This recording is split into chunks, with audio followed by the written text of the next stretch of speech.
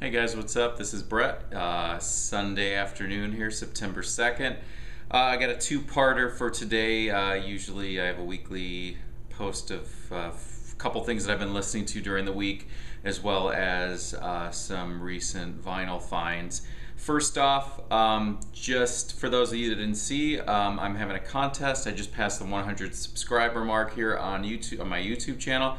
So if you missed that, I'm having a contest, so be sure to check that out. It's the video prior to this one on my YouTube channel. So anyways, let's just look at a few things from my playlist. I have a full list of what I listen to on my blog, Life on This Planet, which I will post a link to down in the description box right underneath this video, so you can see everything. First off, this one came out last year, and probably not a lot of people know about it, but it's Brett Anderson, from the singer of Suede. This is Black Rainbows. It came out some point in 2011, and I think it's his fourth solo release. I think it was only available on CD, and I'd gotten this one later, closer to the end of 2011. And more of a return if you're familiar with his other solo stuff or his other solo albums. They were really minimal, like acoustic guitar, piano, cello. This one is definitely more full band sounding, and really some great stuff on here. If you haven't heard it, Unsung, Brittle Heart, etc. This is definitely a good one to check out. Let's see here. Frank Sinatra's Only the Lonely. On Capitol. My dad is a huge Frank Sinatra fan, and so I grew up with Frank Sinatra, and I love the artwork to this one. You guys have probably noticed, those of you who are on my friends on Facebook, you see my little now playing where you can see my Frank Sinatra and the Wee Small Hours record on the wall. But this is Only the Lonely. I listened to this the other night, probably like 2 in the morning with the lights really dim, and it's just such an intimate album, just really good. Blues in the Night, really great, and One for My Baby, Only the Lonely Angel Eyes, just a great record. This next one, this is a band, I got their first album back when it came out, 2010 was it?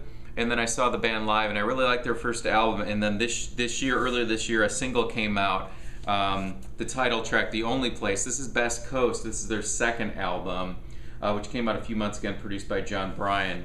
That is the back cover there. But the opening track on this one, The Only Place, which was the advanced single, is just one of my favorite songs of the year. Just really, really excellent.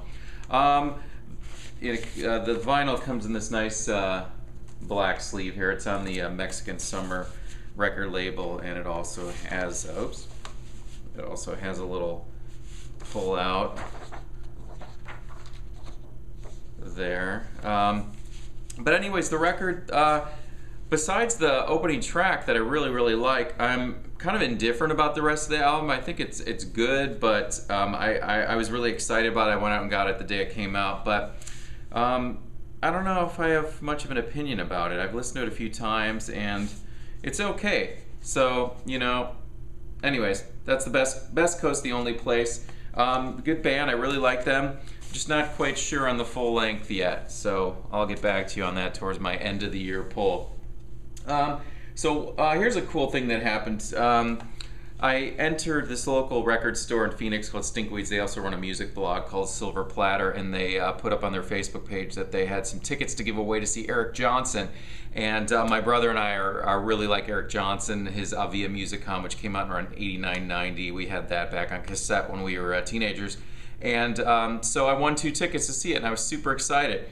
That night, as I was, after I got the phone call, I just decided to go to the local record store, and then I found Tones, Eric Johnson. This was his major label debut. I know he had another one before this, but this is Tones.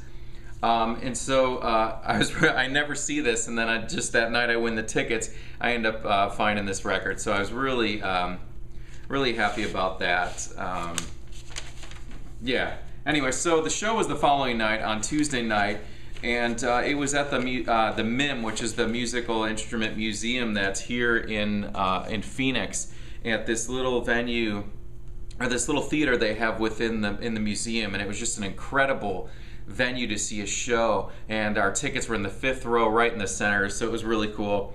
So anyways, I bought, this is his latest one, it's called Up Close, and check that out.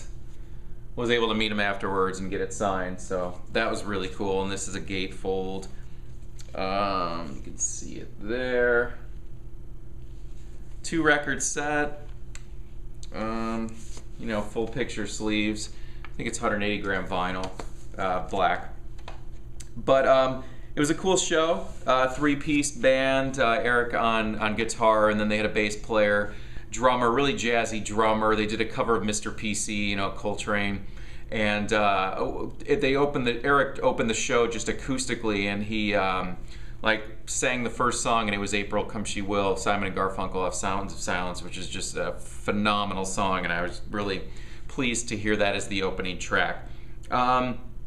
Yeah, so anyways, that's Eric Johnson, my newly acquired autograph copy, Up Close. That's his newest one. What else did I get? Here, okay, so keep going with the new vinyl finds. The Lost Boys. I've been looking for this for a really long time. One of my favorite movies, just classic.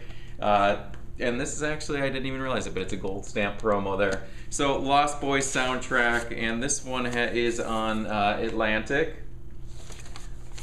And I was really excited to find that one. I'm a big horror movie fan, especially 80s horror movie, and that was really cool to grab.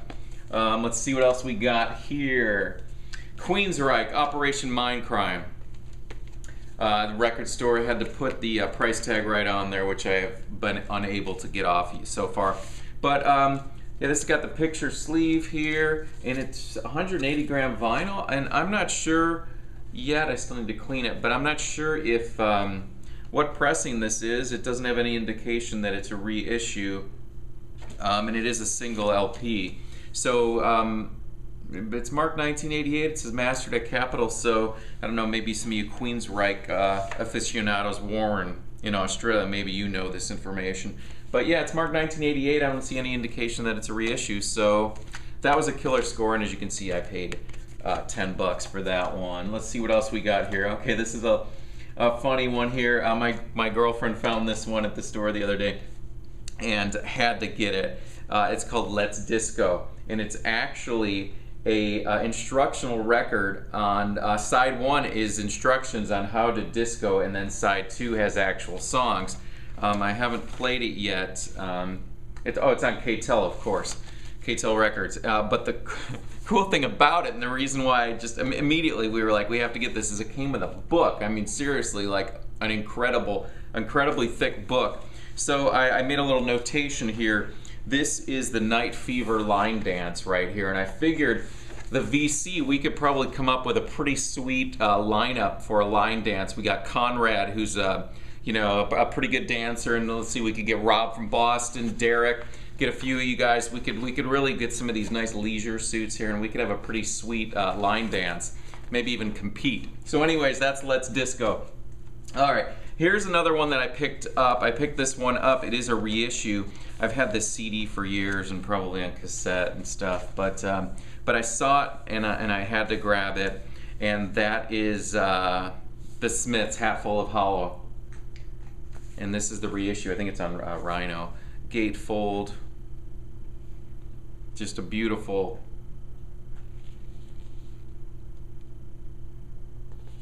beautiful record. Let me pull out the vinyl. It's in the nice blue sleeve with the lyrics to match, and it has the old label there. I listened to it. I don't know if my copy is just like this. It's a little noisy at parts. I don't know. Hopefully it's just not my system, or hopefully it is just that. But it's just a little bit of noise here and there in between the tracks is a little bit noticeable. But God, to hear Back to the Old House, and please, please, please let me get what I want. I had it cranked up, and just sounded incredible. Hatful of Hell. All right, got one more to show you here. This here was a bit of a grail for me. I found it. I've been looking for a good copy of it for a long time, and it was just right there staring at me when I walked into the shop. And that's the Cult Electric, their 1987 album produced by Rick Rubin. Had the huge singles Wildflower, Little Devil, and then Love Removal Machine. It has the Steppenwolf covered Born to Be Wild on there, and this one also is a gatefold.